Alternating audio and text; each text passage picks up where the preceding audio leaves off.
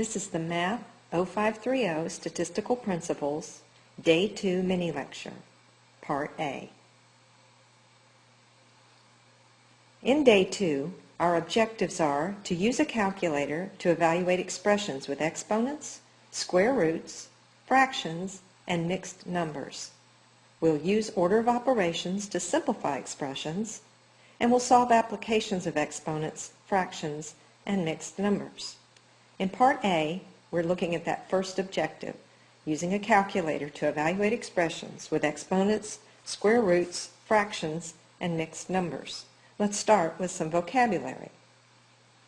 In the expression 2 to the 4th, 2 is called the base of the expression, and 4 is called the exponent.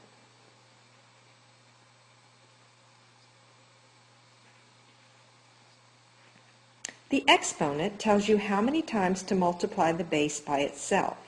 So 2 to the 4th means we're going to multiply 2 by itself 4 times, which is equal to 16.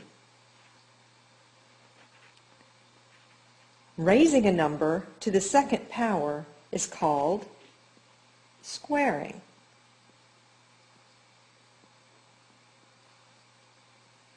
The number.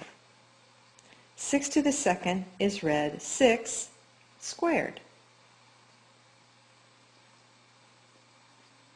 and is equal to 36. Raising a number to the third power is called cubing the number. 3 to the third is read 3 cubed and equals 27. Are you checking me with your calculator? The symbol that's shown here is called the square root symbol.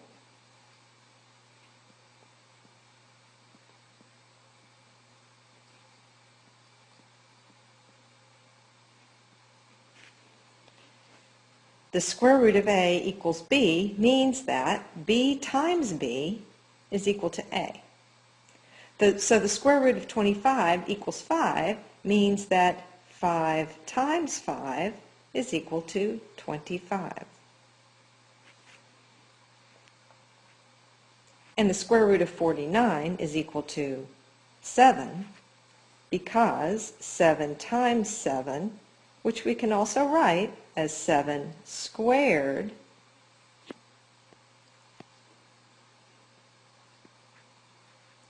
is equal to 49. In the fraction b over c, b is called the numerator.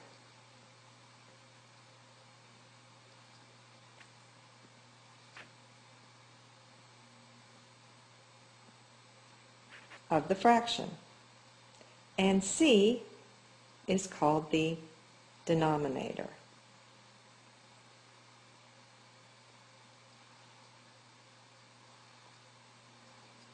Of the fraction. If you cut a whole pie into 3 slices and ate 2 of them, the portion of the pie you had eaten could be represented by the fraction. Well, you ate 2 out of the 3 total pieces of the pie, so the fraction 2/3.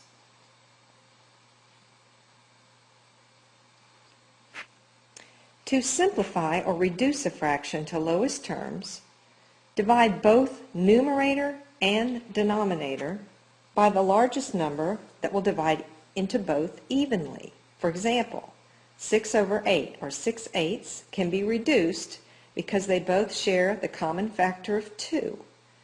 And that's the largest number that will divide into both of those. So 6 divided by 2 is 3, and 8 divided by 2 is 4. So in other words, the fraction 6/8 and the fraction 3/4 are called equivalent fractions because they both represent the same portion of the total as seen as in this illustration. A number in the form shown here, A with B over C, is called a mixed number. A represents the number of whole units, and B over C represents a portion of a whole unit. Write the mixed number represented by this shaded area. So what do we see over here to the right? We see a complete unit shaded next to another complete unit shaded. So what we're seeing here are two wholes. So we know the whole number part is a 2.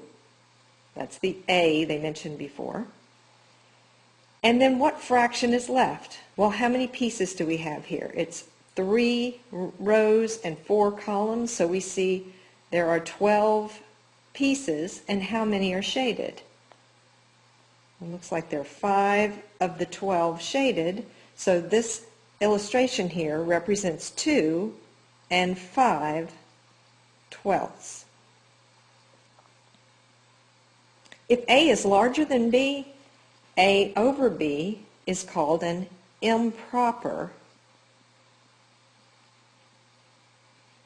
fraction.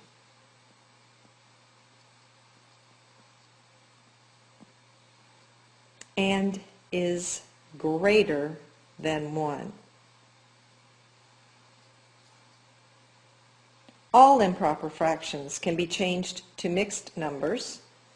Shade the area indicated by the improper fraction 19/12. Notice A, the numerator, is greater than the denominator. That's why it's an improper fraction.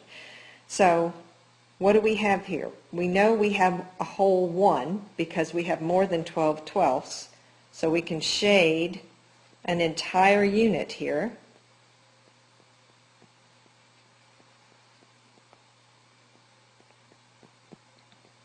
That represents the 12/12. We just shaded 12/12. Well, how many would be left then if we have shaded 12?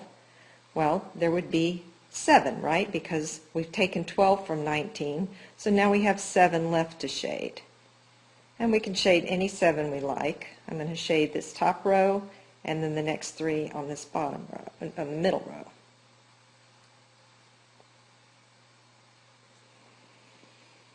So what mixed number would represent this area? So there we had the 7/12. So 12/12, that's the same as 1, right? So we have 1 and 7/12. So how could we obtain this answer without using shaded figures? Well, we could start with our 19/12 and say that's the same thing as 12/12 and 7/12. And 12/12 is the same as 1 and 7/12. So we have our mixed number, 1 and 7/12.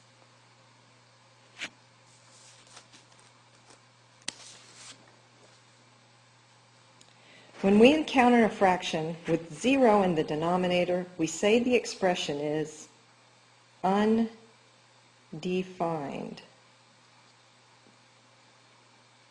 This makes sense because all division problems can be checked by multiplication. For example, we know that 8 divided by 12 equals 4, or 8/12 is equal to 4. 8 divided by 2 is equal to 4.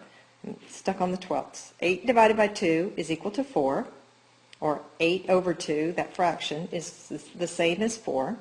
And this is true because if I go the other direction and say 4 times 2, I know that's equal to 8. So 8 divided by 2 is 4, and if I go this direction, 4 times 2 is equal to 8. Also, 0 over 2 is equal to, what would that be equal to? Check that on your calculator. What's 0 divided by 2? It's 0, right? And we know this is true because 0 times 2 is equal to 0. Again, going back the other way. So what number n being a variable to represent a number, would make this statement true? 8 divided by 0 equals n. Because, going the other way, n times 0 equals 8. What would this n be? Well, there's no such number. Nothing would work. So therefore, we say that when we have 0 in the denominator, such as 8 over 0, this is undefined.